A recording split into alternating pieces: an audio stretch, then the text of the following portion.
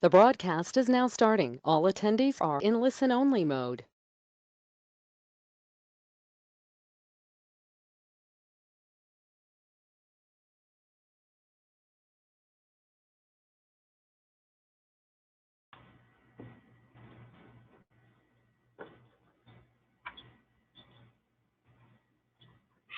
Welcome to the Plastek Academy. Today you are viewing Series Wrap-Up presented by the Plastek Group.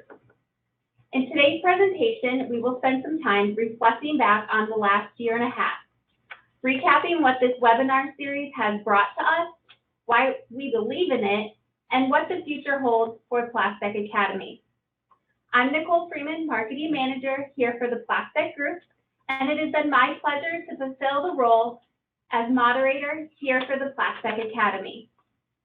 Before we move on, I'd like to take a moment and make some introductions of a few additional faces here with us now, and then they will join us back on later in today's webinar.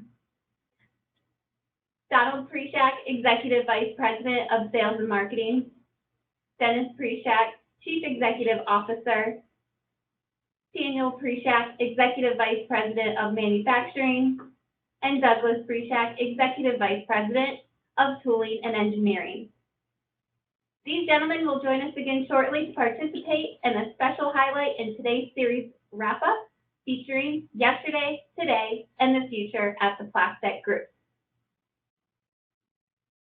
Now for the viewers we've met before, and to those who are joining us for the first time new today. Let's honor this September webinar with a Throwback Thursday. It seems like it was yesterday, but about 18 months ago already, we set out with an idea that started with a few questions and what would be a Plastek first. Today, our triangle has proven strong once again, and we would like to point out a few supporting factors that played in the success of the 2020 to 2021 Plastek Academy monthly webinar series. Point number one, you, our viewers. We wanted to gear this platform appropriate towards the interests of any individual in or around the plastics industry. This series had 642 unique live attendees, 700 unique registrations, 534 individuals who registered for only one webinar, but 167 viewers for 2 or more webinars. This series has connected us with 54 countries virtually and at least 18 industries and people in over 260 job roles. We thank you, but y'all didn't stop there. Providing our live webinars, additionally on demand, our series received an additional 362 views. So, did you miss one, or are you just hearing about the Plastek Academy for the first time and are on with us today? Are you feeling left out on maybe one of the topics presented throughout this series? No worries. This series wrap-up does not mean that at the stroke of midnight, the Throwback Thursday falls off in September and turns into a pumpkin. Simply visit www.plastekgroup.com/Plastek-Academy to view all 13 individual webinars on demand. Point number two, our experts. As one of Plastek's missions to ensure that we provide a quality and a brand, we strive every day, or in this case, once a month, to continue to build mutually beneficial relationships.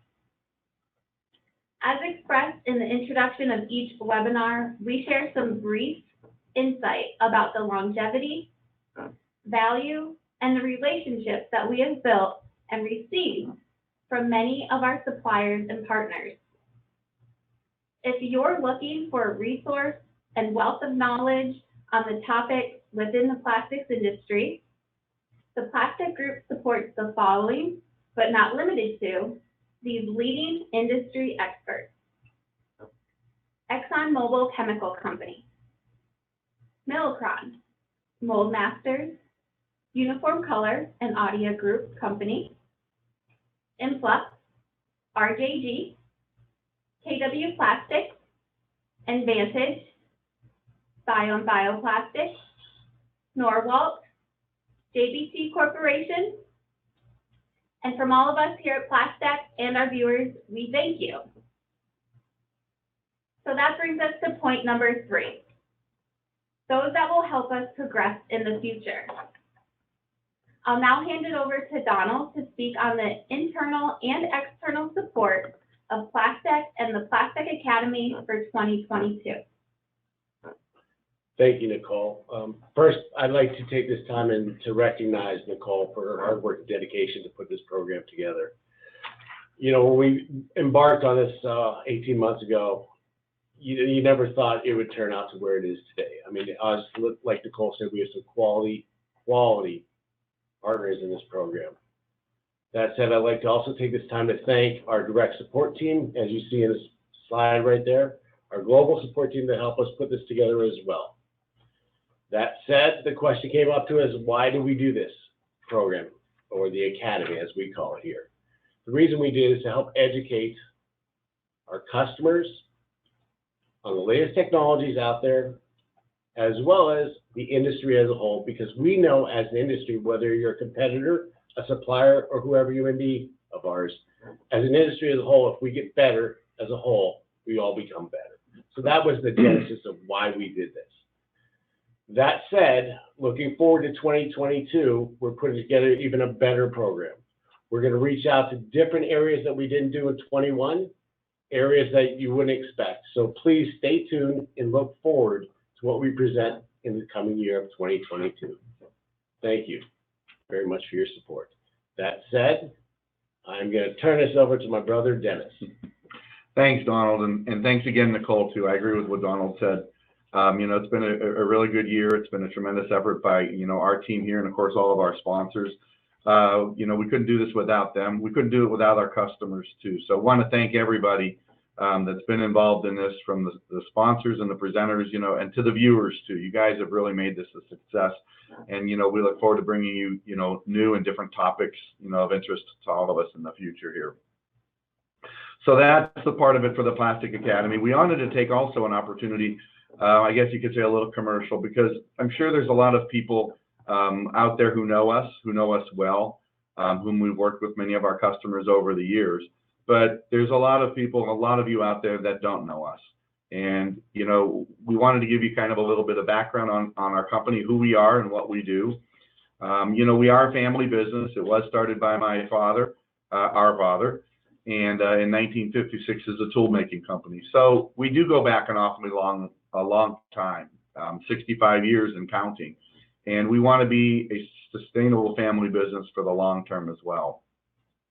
But our history does go back to 1956 as a tool making company, Triangle Tool. My dad and some partners started the business, working on a lot of electrical connector, razor components, a little bit of personal care, Becton Dickinson, and pharmaceutical packaging and the likes, a lot of Kodak work in over the years. But he always wanted to get into the injection molding of it. So in 1971, he and his partners founded Plastek Industries, and that's the company we know today. Triangle Tool is still one of our mainstay divisions. My father made sure that all of my brothers and I went to the tool making part of it, because you got to know the industry, you got to know the business. But 1971, we started in injection molding. And through the years, we'd grow. Triangle Tool would build molds, and Plastek would run them, and Triangle would build more, and Plastek would run more, and we'd grow with an addition here and there. And we got into a lot of the different kinds of industries that we are in today. Fast forward into the late 90s, customers wanted us to become more global, to supply, you know, a lot of the same products in different regions. So in 1999, we built a greenfield site in Plastek UK in Mansfield, to serve some of the customers there. Another opportunity came up in 2000, and we began supplying from a greenfield site yet again, some of our global customers from Brazil in a town called Indaiatuba. And then in 2015, a number of years later, we acquired a company in Mexico to help branch out and again serve customers where they need them when and where they need us in mutually beneficial ways. And then in 2018, we acquired another company near our facility in Diatuba in another town called Pirasanunga. So, over the years, we've been a company that's grown through greenfield sites, acquisitions, and just growing with our customer bases, and then, of course, growing into many other different categories. So if you can go to the next slide, Cole.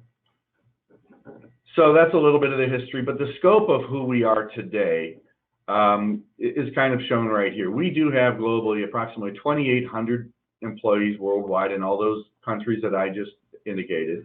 10 locations in those 4 countries, 2.6 million square feet of facility space, 400 plus injection molding machines, a lot of by injection and a lot of injection blow. We try to be vertically integrated, and then some injection stretch blow.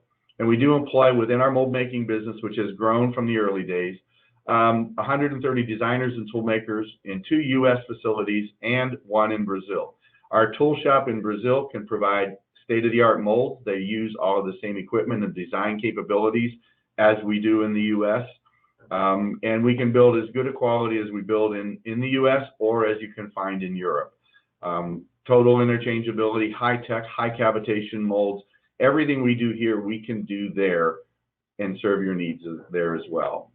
So that kind of gives you a little bit of scope, a little bit of history. Now I want to talk about who we are. And these are the things that define us. These are the things that arguably make us tick. And these are the things that we will continue to strive for going forward. Our mission is to grow our company as a sustainable, profitable, innovative, and customer-driven family business for succeeding generations. We often say for our family and the family of our current and future co-workers and in the communities that they serve. So we are committed to that, maintaining the family culture, the family business approach, and all the benefits that brings. That doesn't mean we don't want to grow in ways that some larger companies do at some point, but we want the right mix of that. Our vision is to achieve the best-in-class capabilities, customer service, innovation, and products, and to maintain our current culture, give back to our communities, and to continuously develop a future-focused workforce. We do an awful lot of training. We know that as the cliche says, the best asset are your employees, and we firmly believe that. We invest a lot in our people. We invest a lot in our capabilities, our equipment. As anybody who has been to any of our factories globally, you'll understand that you can say that that's true. And what are the values that we value? We value integrity and ethical conduct. Above all, ethical conduct and integrity are key, because the minute you lose trust with anybody, I think your business is going down the wrong path. We are customer focused. Often we say to a fault. We invest in our customers. We do things that maybe other suppliers don't. We know that our customers sign our paycheck. We know that our customers are not our peers. Innovation, we strive for innovation on the factory floor, innovation in engineering, innovation in administration and IT. Accountability and opportunity, we hold people accountable. Doesn't mean we beat them up, doesn't mean we find fault, it just means we hold them accountable and try to move forward. And we provide opportunity. Entrepreneurship and risk-taking, it's how my father built this company. If he didn't take a risk, if he didn't try something that maybe didn't seem possible, he wouldn't have been where he is today, which for us is nice. He's 90 years old a couple of months ago. So we're very fortunate to still have him. Profitable and sustainable. Profit is not a bad word. Profit has to be an integral part of a company. If a company cannot make a profit, they will not be in business. They will not invest in new things. So in our book, profitability goes along with company sustainability, and it's something that we need to work hard in all directions, in all ways. We need to be competitive. We need to do things better on the shop floor. We know that. Good stewardship. We don't want to risk the company and blow it up by doing foolish things. So we're very careful on what we do. We have a strong work ethic. And last, but definitely not least, is it has to be fun. We all have our bad days, but it has to be fun. And I think for all of my brothers and all of the folks here in the company, we do have fun in so many ways and so often. And that's what helps you get through, let's say, the tougher times, which we all have. Nobody has it easy.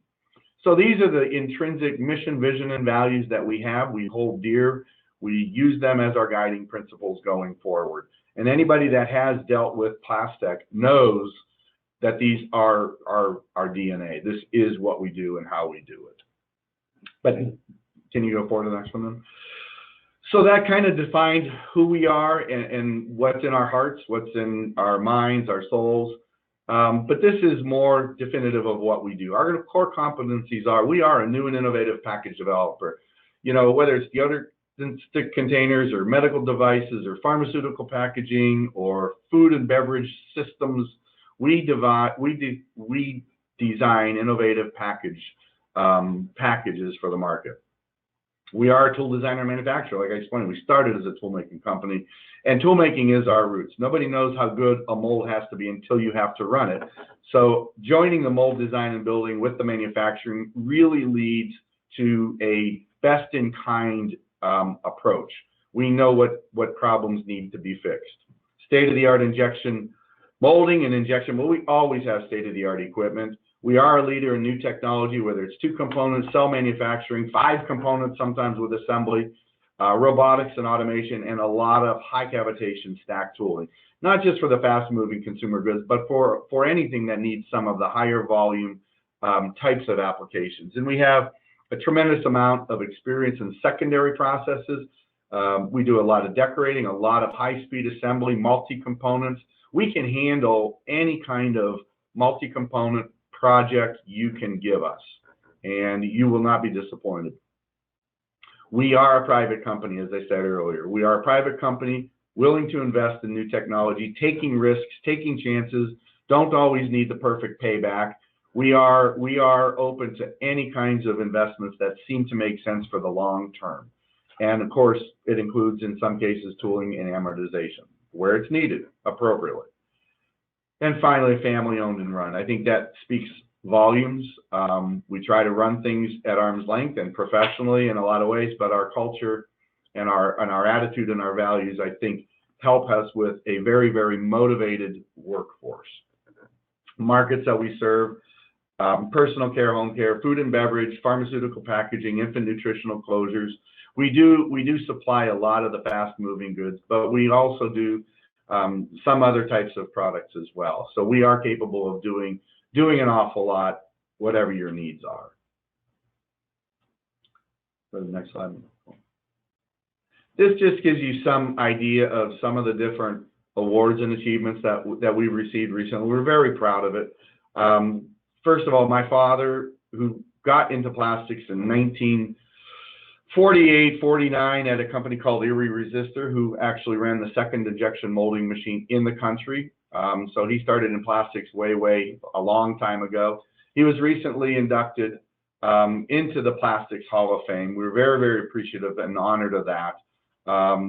You know, just a heck of a role model there.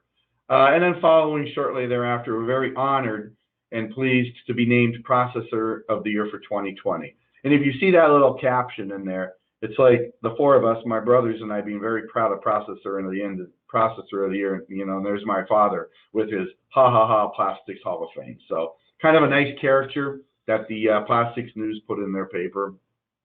We've been recognized in Nottingham for business awards there. We've been certified in some different packaging associations. And we've done an awful lot and been recognized by the Carbon Disclosure Plan, the CDP, for a really continuing improvement and continuing performance. I think our overall goals our overall numbers are a B or a B+. We're aiming for A's. But with global operations in so many different countries, you know, with so many people and so much involved, you know, that's been more difficult for us. But we definitely have that on our horizon. So that's where we've been, that's where we are. So let's take a look at that. What do we want to do as a company, and how can we best serve you going forward into the future? Oops, I was supposed to turn that over to my brother Daniel. So Daniel, take it over. I'm going to come back to you. There's more for today. Sorry about that. I'll take it from there. And just to give you guys a little update on where we're at in the molding and the manufacturing end of it. Like my brother said, our father started this company, and rumor has it, or as legend would have it, he purchased 100 molding machines in the early 90s on one purchase order. And that was good because business is booming. The downside to buying all those presses at one time is they're starting to go bad at one time. So we've embarked on a press replacement program over the last couple of years and set out a 5-year program so that we didn't have to do it all at once going forward. So over the last couple of years, we've started with this press replacement program, and current to date, we've purchased 64 molding machines with an investment of up to $27 million so far. We've purchased Millicrons, DMAGs, Ingalls.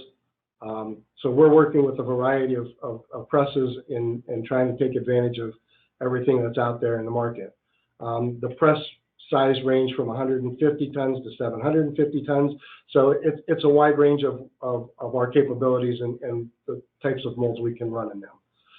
Most of them are hybrids and or all electric presses to try and take advantage of some of the energy savings and the carbon footprint. Certainly with the sustainability going forward, the all electric presses and the hybrids offer the best in that category as well. We're going to continue on over the next couple of years and purchase up to 110 presses in total when it's said and done. So we'll have replaced those presses and purchased more to keep us going in the future. A couple other things that we've got going on in the manufacturing. We've teamed up with JBT, you saw them earlier in one of the webinars, to help us automate our warehousing and molding and assembly areas. Their guided vehicles will help us with inventory accuracy. They're safer in accidents. The technology that they provide can actually take an order from the molding floor. If it's headed to the warehouse, it can intercept it if somebody from assembly calls for the parts that they're in transit. So we can move those right from the molding department to the assembly department, and then the assembly department back to the warehouse as a finished good without any human intervention. So they've worked really well with us in putting this system together. We're really pleased and happy with it. We're actually looking to do some future work in warehouse automation with them as well, as far as truck loading and unloading. They provide a service that will help us load our finished goods and unload our finished goods in offsite warehouses. It works with our work in process as well. So we're moving along with them in that aspect too. And overall, looking at using them to help automate any function of the warehouse that we can. So we're looking forward to working with them into the future as well. And then certainly training of our employees is important too. We've partnered up with RJG to help give our employees the best possible training on the principles of injection molding that are out there, so that they've got the tools in their toolbox to work with the new molding machines, the existing molding machines, just the all-around capabilities of what their possibilities of working with these machines and these molds are. So we continue to train and work with them on that. Master molding is important to us, and RJG does provide great training for our technical support. And we've also worked with the technologies of influx. They've now become a standard option on all the molding machines we're purchasing. The advances that they've made in the technologies have been proven to be very worthwhile and helpful in our processing end of what we do. So we continue to train and work with Influx on those as well. And those technologies have been really helpful in the plastics processing end of it. That's kind of an update as to where we are in the molding end of it. I'd like to turn it over now to my brother Douglas, who can kind of give you an update where we are in the tooling manufacturing end of our business. So Doug, you want to take it away? Yeah, thanks, Daniel. And again, I want to echo Daniel and Dennis's and Donald's comments about thanking not only our sponsors, but also thanking everyone that has participated in these webinars. It's really been a great series. We've enjoyed doing it. And, you know, what really makes it great is the participation that we get from you folks and the feedback we get and all of the exciting things that we hear through these webinars. So again, thank you very much. So as Daniel said, we're continuing to work on exciting and interesting manufacturing opportunities at Plastek. So we have a cross-functional and cross-regional team of engineers that are regularly generating new ideas for both our molding and our mold making business. It's a really great team of young engineers who are really excited about opportunities that they get to present and move forward. And it's just a great environment for us to collaborate and bring about some exciting new opportunities. For instance, we've developed an innovation in injection blow molding, which can be used in certain applications to significantly increase your cavitation and lower your piece price relative to conventional injection blow molding. We're using a standard injection blow molding machine, but as you can see on the screen, we've got a center section that on one half has the parison, and then on the other half has the blow cavities. So what that does is it allows us to use the standard injection molding machine, giving us a lot more real estate to work with and significantly increase the cavitation, like I said, over conventional injection blow molding. It also gives you the ability to use that real estate for additional slides or other types of mold mechanisms that more complex geometries would dictate. So it's an exciting opportunity. You know, with any of these things that I'm going to go through, please feel free to contact your sales rep, any of us directly, to you know, learn more about it. But that's a real exciting one that we're working on. The other interesting thing that we're doing is that we're continuing to develop our additive manufacturing capabilities. We're doing that with the addition of a 3D metal printer that we just purchased recently. You know, we're using that for a lot of different opportunities that technology offers. Beyond the immediate and well-known benefits of being able to print unique conformal cooling cores, we're also working on things such as working with our powdered metal suppliers to develop unique and improved metals that give you more longevity in your tool, they give you better wear on your shutoff areas. So there's a lot of opportunities there that the traditional machining methods don't allow you to take advantage of. We're also exploring things like designing components that are significantly lighter weight while retaining the strength to help reduce mold and press wear. So that type of thing or situation is not really achievable if you're using conventional machining practices. In addition to that, we're also experimenting with printing mold components that offer better venting than traditional machine parts as well. In effect, we're using the entire part itself as a means of venting. Again, only achievable through 3D metal printing options. So those are all things that we're working with in the 3D metal space, 3D metal printing space. So some really exciting opportunities there. Additionally, we're using AR-based software solutions. We're starting to get into augmented reality as training tools, as a way of expediting the process. So you can literally take, for instance, our existing CAD models of our molds, and as we're building them, we can take those CAD models and share them in an augmented world with our customers to go through a more in-depth design review. And this is all being done while the mold is being built. It adds a lot more value to our mold design reviews.